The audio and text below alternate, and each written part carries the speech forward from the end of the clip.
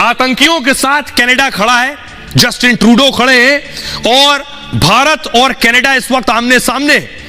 Canada ने भारत पर आरोप लगाए हैं कि भारत ने हमारे देश में घुसकर एक शख्स को मार दिया है, और वो शख्स कौन है? वो एक खालिस्तानी है जिसकी हत्या हुई पिछले दिनों। मैंने आपको बताया था, कनाडा का कहना है हमारे देश में भारत ने एक एजेंट भेजा, उस एजेंट ने हत्या कर दी। ये आप देख रहे हैं, ये निज्जर की गाड़ी है। इस गाड़ी में आकर कोई इसे ठोक गया, कनाडा में मार गया।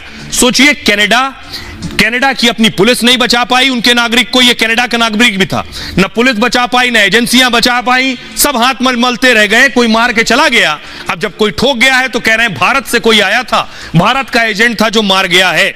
लेकिन अगली तस्वीर देखिए जरा, जस्टिन ट्रूडो ने यह बात अपनी संसद में उठाई है कि भारत ने टारगेट किया है, लेकिन भारत ने बिल्कुल साफ कर दिया है कि पहले तो भारत ने यह किया नहीं है जिसे मारा गया है खालिस्तानी को, लेकिन जस्टिन ट्रूडो कम से कम खालिस्तानियों की गोद में बैठे नजर आ रहे हैं जब वो भारत पर आरोप लगा रहे हैं। सुनिए।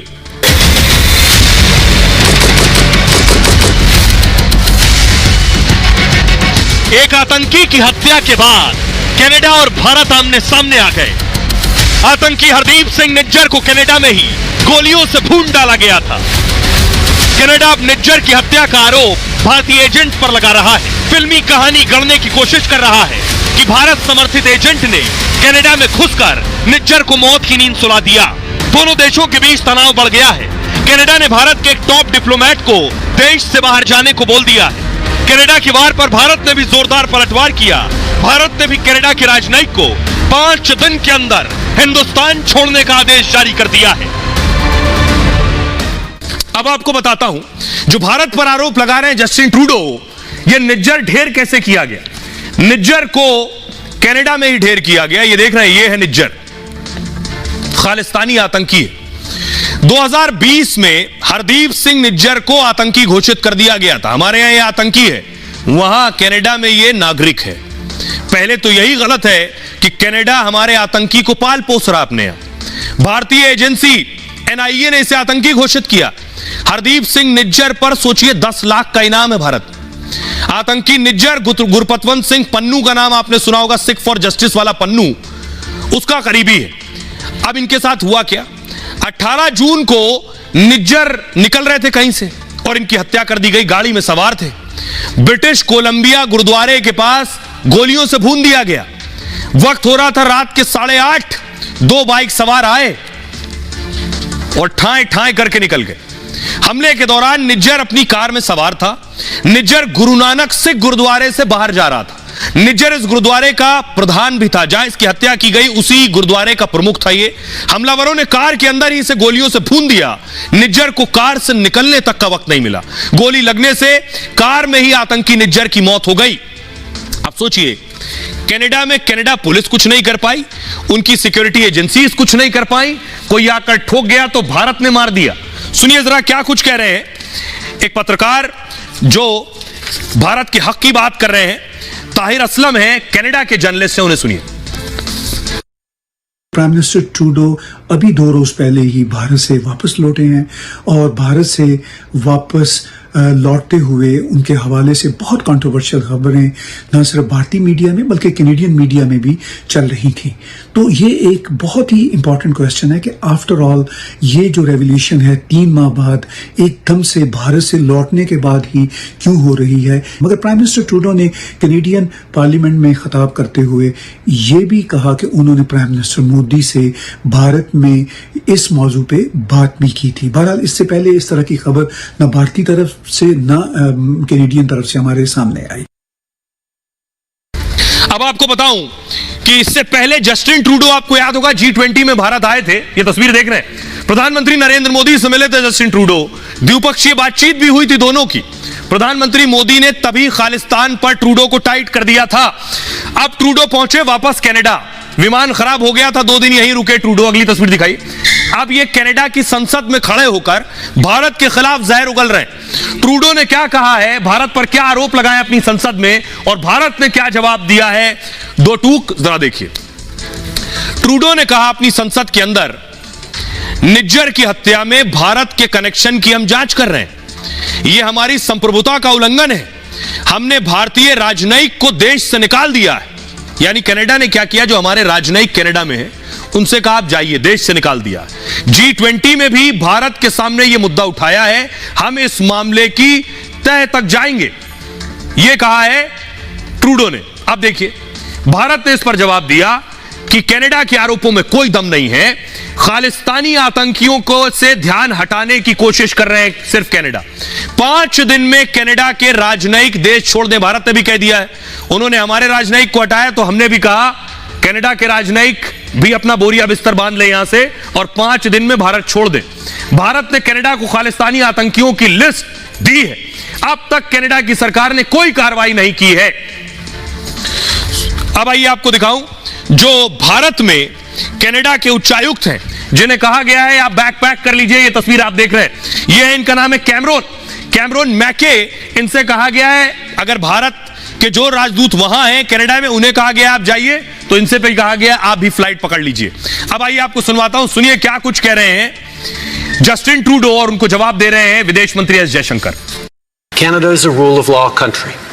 The protection of our citizens and defense of our sovereignty are fundamental. Our top priorities have therefore been, 1, that our law enforcement and security agencies ensure the continued safety of all Canadians, and 2, that all steps be taken to hold perpetrators of this murder to account. Any involvement of a foreign government in the killing of a Canadian citizen on Canadian soil is an unacceptable violation of our sovereignty. The phrase which came to my mind was actually a Hindi phrase, which was "Ulta chor kotwal ko dante." I mean, if anybody has a complaint, we have a complaint about Canada. You know what I said earlier, the space that they're giving to Khalistanis and to violent extremists. So I was very perplexed by what I heard. आइए अब आपको बताता हूं ये निज्जर कौन है जिसकी तरफदारी जस्टिन ट्रूडो कर रहे हैं, उसका जरा पूरा प्रोफाइल देख लीजिए। पंजाब के जालंधर का रहने वाला था ये, क्राइम करके, अपराध करके 1996 में कनाडा भाग गया, भारत में अपराध किया, भाग गया कनाडा। शुरू में कनाडा में प्लम्बर का काम करता था, धीरे धीरे खालिस्तानी आंदोलन से जुड़ गया और कहा यह जाता है कनाडा गया, वहां कनाडा की महिला से शादी की, कनाडा की नागरिकता ले ली। केटीएफ का कनाडा चीफ था हरदीप निज्जर। केटीएफ का मतलब है खालिस्तान टाइगर फोर्स। केटीएफ का जो गठन है यह जगतार सिंह तारा ने किया था। जगतार सिंह बेअंत सिंह की हत्या में शामिल था। निज्जर कनाडा से संगठन चला रहा था, पंजाब में आतंकी साजिश अंजाम देता था। ये निज्जर खालिस्तानी आतंकियों को ट्रेनिंग देता था, खालिस्तानी साजिशों के लिए फंड जुटाता था। 2007 में लुधियाना के श्रृंगार सिनेमा में ब्लास्ट में इसका नाम आया। 2009 में राष्ट्रीय सिख संगत के अध्यक्ष रूलदा सिंह की हत्या में नाम आया। एनआईए ने 40 आतंकियों की जो लिस्ट जारी की है उसमें हरदीप सिंह निज्जर का नाम शामिल था। अब सोचिए जरा, इतना पहुंचा हुआ आदमी इसके साथ आकर खड़े हो गए हैं एक राष्ट्र के पीएम। सुनिए क्या कुछ कह रहे हैं बिट्टा साहब और मेजर गौरव आर्या।